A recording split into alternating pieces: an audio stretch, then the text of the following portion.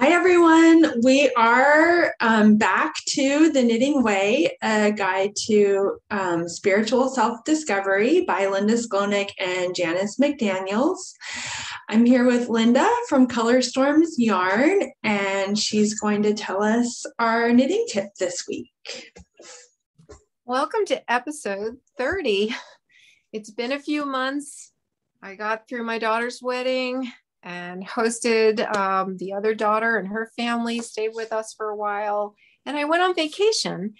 And through all that, I started taking pictures of colors rather than, especially on vacation, rather than pictures of scenery or people. I attempted to make a collection of objects close up so I could capture the color of just one tree stump or one flower or some gravel or even a part of a locomotive.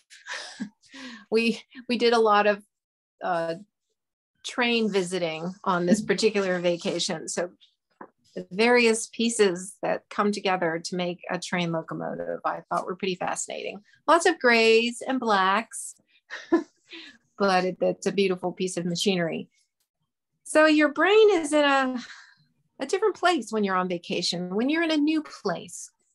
It wouldn't have to be a vacation either. It could just be visiting a place you've never been before. Perhaps you can find a new color combination that you've never put together before, like sky blue and rust, something perhaps you've never thought of before. So that's my suggestion for this time, to take pictures, discover a new color combination that might apply to your knitting or whatever craft you're doing. I love that.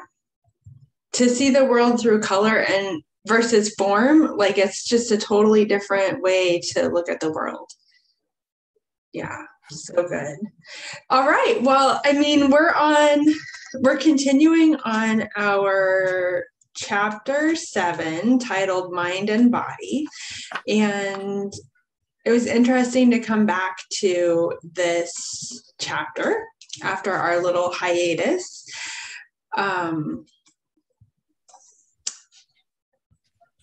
Some things that stuck out to me were how the authors are talking about a graceful rhythm between the hands and the mind, which sort of echoes what you're talking about, where you're in a different place when you're on vacation, and that creates a different headspace. Like literally you can see the world through different eyes.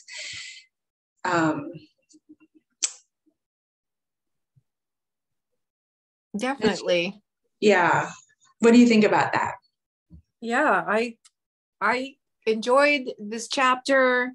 I totally embrace trying to balance mind and body. And when it gets out of whack, pay attention. Happily, when I was on this vacation, I got to knit a lot. I knit so much, I almost ran out of all the yarn that I had brought. And of course, my shoulders and my arms were telling me that I was knitting too much.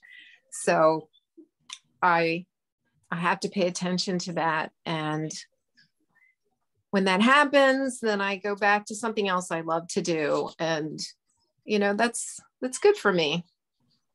I shouldn't only be doing one thing anyway. And so she talks about this. When I knit too long on page 160, my body hurts.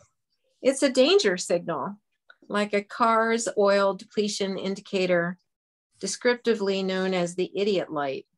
I hadn't heard that before. I hadn't heard that either. I like that. Oh no, my idiot light's on. I've been knitting too much, or I miss my knitting so much. So here's something I often say. Well, fortunately not often, but every once in a while, what comes out of my mouth is, yep, I've been busy. I've been so busy, I haven't even had a chance to knit today. That says a lot. If I have not had a chance to even knit one row, I've been crazy busy. So that's my idiot light is on. Where's my knitting? With awareness, I will stop or change something and adapt to keep myself in a place of balance and health. On the knitting way, as I learn to focus attention on the present moment, I will consider, how do I feel now? What is my body telling me? How do I feel alive? Is my body aligned?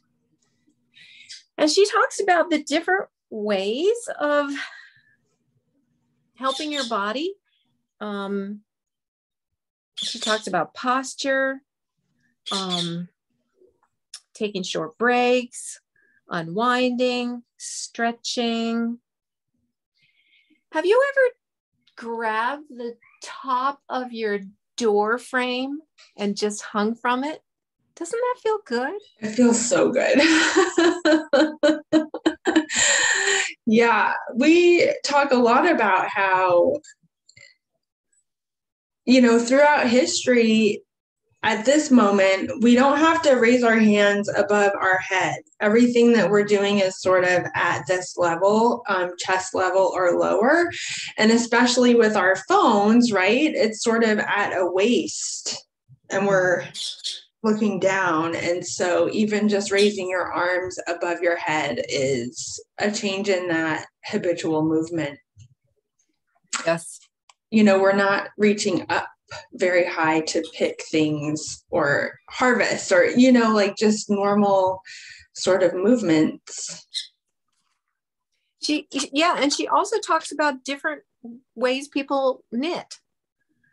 Yeah. That was really interesting. I tried each one and I couldn't do it. I couldn't. Have you ever tried knitting with the needle under your armpit? I have done that a little bit, yes. And it's interesting because when I'm using a long straight needle, it just tucks there and that's very comfortable. And so that's another way to multitask. But it's very easy to walk with a needle supported under your shoulder and then knit close to your body because you're holding your work close to your center of gravity when you knit that way. Well, that's a good idea. And then you're not looking down so much. Yeah, but it sort of just happens. Like you can just hold, I love it. I love how you can use different tools to do different things. Like the longer needles, you can use your arm to support the needles or a knitting belt. And that goes back into history. And, some people like to knit on a 9-inch circular needle, which for me is very uncomfortable. And there's times when that's the best tool available. So, make use of your options and pay attention to what your body's telling you. Yeah. And our bodies naturally find the best economy of movement for each of us. And so to trust your body, like it doesn't have to look like what a video looks like or how I knit or how you knit. Like, trust your body to talk to you about what works for you. Yeah, I think there's a level of awareness, like what you're talking about we don't have indicator lights on our body, but we have to be aware if something is hurting or that beginning of pain, sometimes noticing it more earlier in the pain cycle. Yeah, that can really help. Oh, it's really interesting. Well, great. I think those are good thoughts. I think this is kind of a short chapter. So I think that concludes what I wanted to talk about chapter 7. I'm excited about chapter 8 already. Yes, definitely. What's it titled? I forgot. Bearing Witness, Following Your Own Knitting to Find Your Story. So I hope you continue to read the book with us and share any insights that you learn. And thank you for joining us this time. Bye, everyone.